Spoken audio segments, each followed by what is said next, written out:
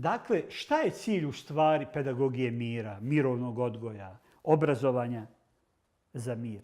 Cilj je, dakle, pored stvaranja uvjeta pored edukacije za vještine mira, dakle, pored edukacije za vještine mira, cilj je da sami akteri istinski rade na sebi tako što će te vještine mira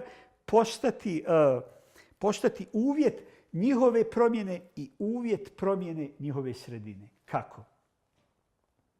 Vidite, kada mi stičemo vještine za mir, šta mi stičemo? Mi stičemo uvjerenje da drugi nije naš neprijatelj.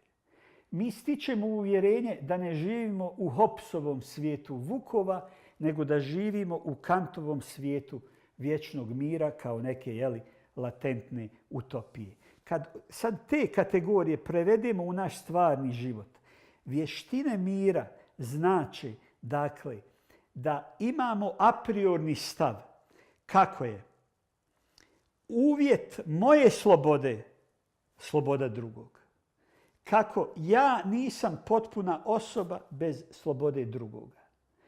Kada mi to širimo na druge ljude, kada diseminiramo znanja koja smo dobili prema drugima, kada uvjeravamo svoje drugare da je strašno pisati anonimne komentare pune mržnje, pune rasizma, pune ksenofobije, a da je divno izraziti se snagom svog bića koji razumijeva drugoga i ne poništava drugoga. Vještine mira su kada ste vi sposobni u momentu kada recimo na televiziji ili preko bilo koje medijske platforme ili političke stranke, religijskih vođa i tako dalje, kada čujete nešto s čim se ne slažete, što duboko u sebi vidite da to nije pravedno, da se pobudite. Dakle, vještine mira su i učenje nenasilnih metoda suprotstavljanja nasilju. Vještine mira u svojoj osnovi, u svojoj srži imaju nenasilnu aktivističku dimenziju. Vještine mira podrazumijevaju da vi sada, kada ste educirani za mir, učestvujete u stvarnoj izgradnji mira nenasilnim metodama. Da bi vam to bilo jasno, da bi mi napravili tu promjenu u našoj glavi. Šta to znači? To znači kada sutra završite fakultet, prijavite se na konkurs, budete najbolji na intervjuu i sa ukupnim brojem bodova i ne budete primljeni, da svu svoju snagu usmjerite da istjerate pravdu. To je vještina mira, a ne podilaženje vladajućem diskursu korupcije, mreže osobnih veza itd. Osobe, a ja ih znam nekoliko, koje su hrabro se izborile da nakon što nisu primljene, a bili su najbolji na konkursu, da nakon dugotrajne borbe koja je trajala i 2-3 godine, budu primljeni na posao na koji su bili odbijeni zbog prethodne mreže osobnih veza i koruptivnih aktivnosti. To su prave graditeljice i graditelji mira. Ti ljudi, želim da vam na najplastičniji način prikažem. Dalje, kada čujete pripadnika druge nacije koji vam govori nešto što se dubinski ne slaže sa vašom predstavom, da ga odmah ne poništavate, nego da u sebi razvijate sposobnost transformacije, sposobnost toga, pa čekajte, da ja u sebi razvijem jednu vrstu empatije, da vidim, da ne reagujem na prvu, jer ako reagujem na prva reakcija je mržnja, da vidimo mogu li ja preraditi to što on meni kaže, mogu li razviti argumentaciju, mogu li razviti dijalog da pokušamo da dođemo do nekog djelatnog zajedničkog gledišta, jer cilj obrazovanja za mir je stvaranje nenasilnog društva u kome je moguće što više konfliktnih odluka donijeti konsenzusom. To vam je obrazovanje za mir. I završit ću ovaj svoj modul sa, ja bih rekao u mome uvidu, jednim od najboljih pristupa u tome kako obrazovati građanstvo za mir da bi cijelina jedne građanske političke zajednice bila puno više naklonjena miru nego nasilju. Naravno, želim da podcrtam, nemojmo imati iluzija. Naši dometi su ograničeni. Još uvijek veću moć imaju nasilnici. Ali znate,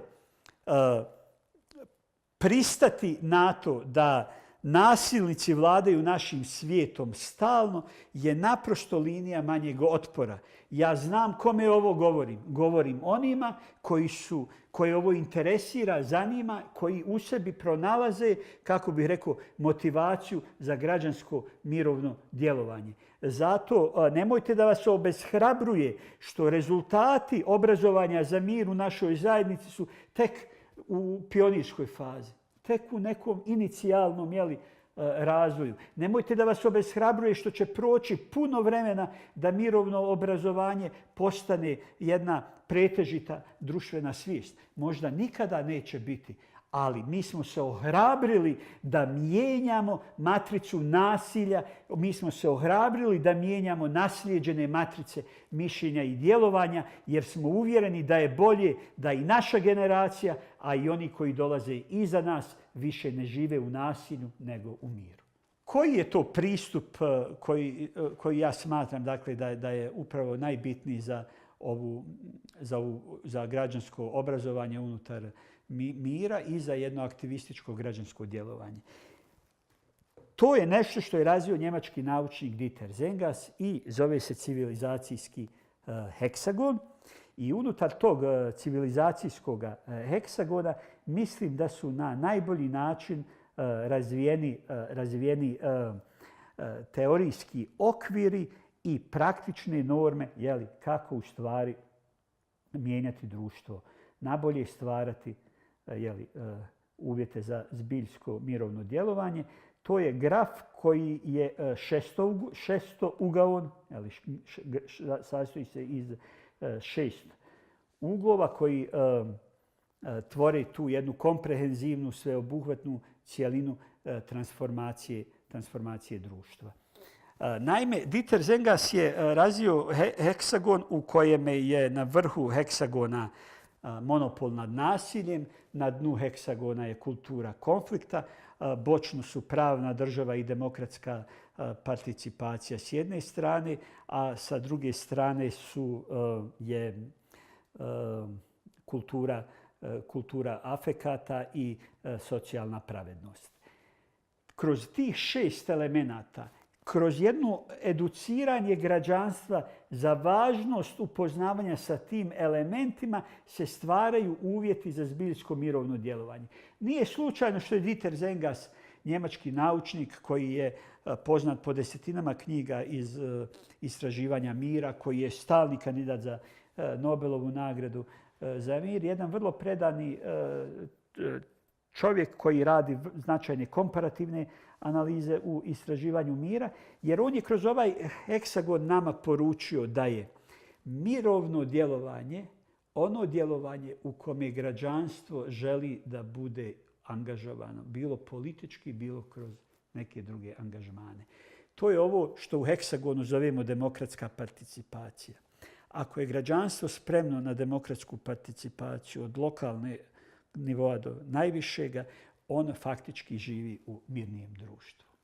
Ovaj gore monopol nad nasiljem je beskrajno važan jer on zahtijeva da država ima monopol nad nasiljem kako se ne bi pojavljivale razne skupine, privatne vojske koje imaju moć nasilja i de facto sprječavaju izgradnju mirnog društva. Nažalost, Bosna i Hercegovina je društvo u kojem država nema monopol nad nasiljem.